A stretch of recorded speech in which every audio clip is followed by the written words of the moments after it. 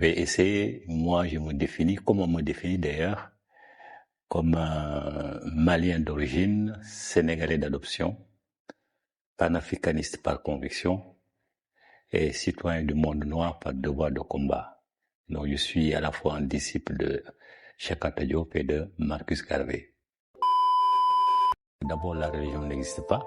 C'est un mot récent inventé par les Romains. Il est d'origine latine. C'est quand Rome a commencé à dominer le monde.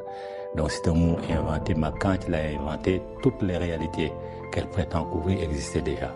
Donc il n'a apporté aucun enseignement, disons, différent de l'enseignement qui existait avant. Et que par conséquent, il faut l'effacer au détriment, au profit plutôt de la tradition. C'est seule la tradition qui existe. Et que si on pose en Africain la question de savoir si la religion existe en Afrique, elle va elle-même se poser des questions, elle va les répondre. Parfois même, elle va dire non. Mais si on lui demande si la tradition existe en Afrique, il n'aura aucune hésitation, il dira oui.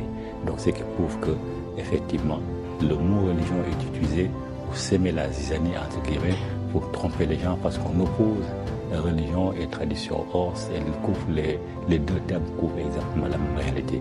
Et donc, j'ai dit nos traditions, elles sont antérieures à toutes les autres traditions. Elles existent plus de 1000 ans avant la Bible, avant l'Ancien Testament, plus de 2000 ans avant le Nouveau Testament et plus de 3000 ans avant l'apparition du Coran.